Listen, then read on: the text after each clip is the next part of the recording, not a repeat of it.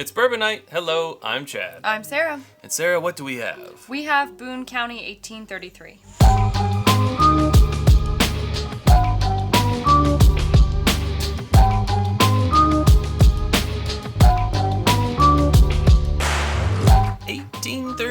Now this used to be a 10-year. And now it says 12 years. Now it's a 12. So I actually asked someone from Boone County what's going on, because someone in the comments asked if the 10-year is going away, and in a way it has, because their stock basically just kept on aging that they were pulling from to a 12-year. So they just updated the label to reflect the 12-year age. So if you see an 1833 with a 10-year on it, maybe grab it, because you won't be able to get it again. Yeah, exactly.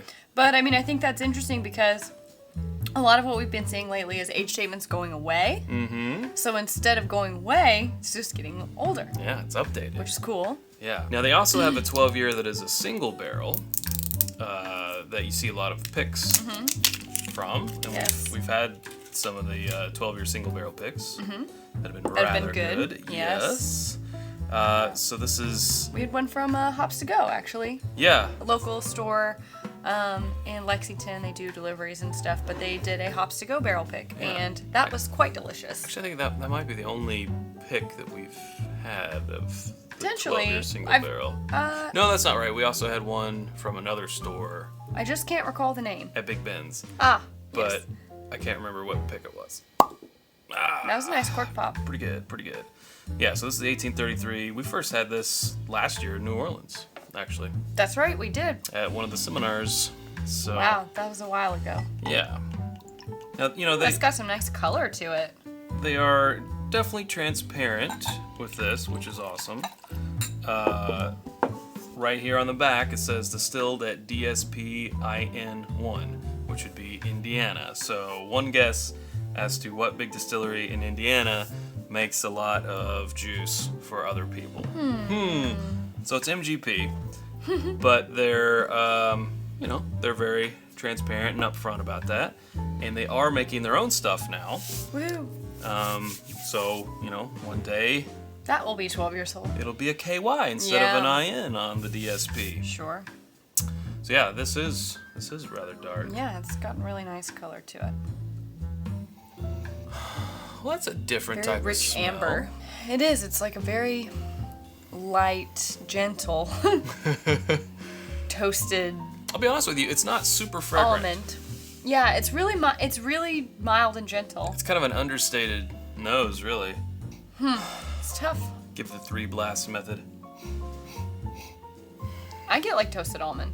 I guess I can. Yeah. Which is also a really mild smell, I feel like. Yeah. Not something that's really overpowering or anything. I can see that, but like my initial thought is it just doesn't have a very pungent nose. It has a little bit of cherry. I get some really weak cereal. That's what I'm kind of getting. Some really understated, like some faraway bread. That's like way over there. I can kind of smell it, but just getting right up in it. I'm not getting a lot, so let's see what it tastes like. Oh. I get the cherry. I also get a little bit of cereal or like a rice kind of, but not in a grainy, young kind of way, in like a, I don't know, sweet and... Caroline? No. No? Anyways, never mind. Now I lost my train of thought. Oh, that killed it for you. It is different. It's definitely like a sweet, kind of tangy sauce. Almost like this is really weird, but almost like a barbecue sauce. It doesn't taste barbecue, but I could see this, I guess, after biting. Like some Sweet Baby Ray's? Yeah. Like a glaze? Like a glaze. I could maybe taste this after biting into a barbecue sandwich. It does have a little bit of a savory quality to it. But also cherry, which is strange. It's a woody cherry. Yeah, it's not a sweet cherry. It's a dark cherry. Yeah. Or a cherry influenced bark or dark bread or something. You had a lot of cherry influenced bark in your day? Oh yeah. Yeah. Oh yeah. It's really good. It's like cedar. I like it's got some interesting depths to it. It has a lot going on. I'm enjoying it a lot. It's quite warm. What's the proof on this? Yeah, it's definitely atypical. 90.8. Wow, it feels more up into the 100. I mean, I would have guessed 100, 110 maybe. Which is crazy because with the color and the way that I'm like the feeling I'm getting off this and the flavor and the taste. Yeah. I would not have put this at a 90. Not at all. That's shocking to me. Why didn't I look at this beforehand? I wouldn't have been so shocked. Don't know. Wow, that's great. I think it kind of drinks like a meal. It's filling, is what I can say. It's filling. Now we picked this up for $49.99. That's the price point. Really? And I don't think it's changed from the 10-year to the 12 as far as price goes, which is good. Good on them for that. Yeah. Now I have seen it more for that, but just at other places. Right. We did get a good deal on this. Good deal? Yeah. Yeah, I know the single barrel runs a little high, but honestly, the flavors that are going on in this, like if you initially told me it's in the 40s or $50 range, I would look at the proof and say, but 12 years is great. And, I mean, the flavor is really, I think it's delicious. This is, I'm actually pretty surprised because I don't remember feeling this way about it in New Orleans. Well, that might be the but two it was extra years. those 2 extra years really did it. And I do this wish is delicious. I do wish we had some 10-year to taste beside it. I think, damn. You know, this has definitely got more of the barrel in it than I would think the 10-year because especially now after 3 or 4 sips, and you let it. I'm so warm. Yeah, you let it. You told me not to say decay because that sounds gross.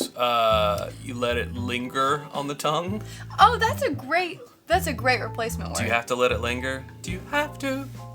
Well, now Let it linger. that's still better than decay. Okay, you let it linger on your tongue. Let it go into its pretty long finish. I'm picking up more of like that older barrel, older bourbon kind of leather, tobacco. You know, that type I think of thing. that helps it fall into that savory category. Yeah, for sure. I mean, of course, it has some caramel and vanilla notes, but it's not like that's its only feature. And I feel like we've run into that so often with bourbons where we're like, it's so caramely and sweet. Yeah. Which is great sometimes, but I mean, honestly, this is very surprising for the proof. Not the age. The age is good, but the age for the price is really good, I think. Yeah, to see a 12-year anymore, it's kind of But now I'm intrigued. rare. What would this be at barrel proof is what I'm intrigued at. That would be fun. I would like to try that. Because I can't imagine how it would affect the chest area. The chest area. Yeah. The chest feels. Are you getting The chest feels. on you know, when you let it linger, are you getting kind of a dark chocolate? Because I'm starting to get that note now too. And while you ponder that, can I just say this is a beautiful bottle. I love their label. It's textured. It's got a great feeling. You know, I get a little milk chocolate. Milk chocolate, okay. I don't try to be difficult. I just am. It's embossed. I get some chocolate. Yeah, that's nice. I like that a lot. Yeah. On the, that's good. May I have a little bit more? You have to say it in the please sir voice. Please, sir. May I have another? Okay. Just a little. Perfect. Well, I'm gonna cut up just a little bit more than that, but whatever. It's very comforting, if that makes any sense. Like, I have comfort food. I feel like this is a comfort bourbon. And it's really nice that you get all of that flavor at such a reasonable proof because you could continue to drink this and enjoy the flavors and not get too buzzed. Right. Yeah, it is surprisingly robust for 90 proof, or 90.8. 1.8, yeah. It drinks like a meal. It drinks like a bottled and bond. It lingers like a much higher proof. Gives you those chest feels. That nice hug. I take back what I said about being able to drink multiple of these. Are we sure this proof is right? This is kind of hitting me a little bit. Harder than I would expect at 90 proof. That's what it says. My friend Stephanie says that when I drink, I become Sarah with an H. Oh. And she has her own thoughts and memories and feelings, and she's completely separate. We don't speak. Sarah with an H. Sarah with an H. May I speak to... No H currently, but... May I speak to Sarah with an H. The H makes her evil. So, let's talk about overall. Recommend? Absolutely. I'm going to have to agree. I recommend. I think $50 is a great price point. for the age and for the proof. It's And for the definitely flavor, yeah. different. You know, if you're tired of having the same old, give this guy a try. It is different. I like it a lot. And kind of, pretty unique.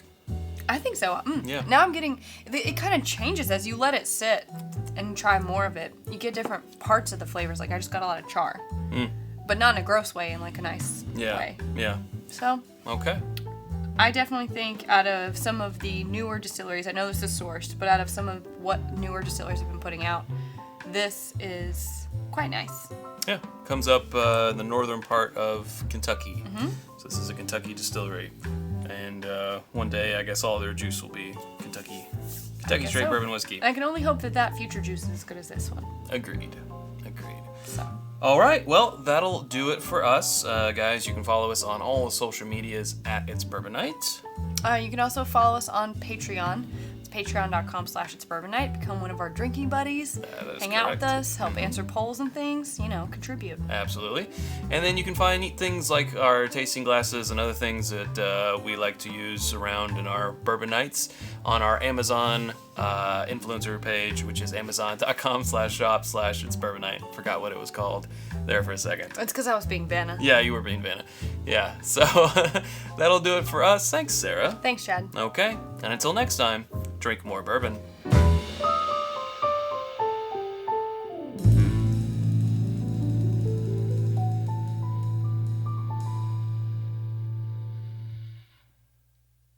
That's good. It was good. It's good. I like it. It's good. I like it.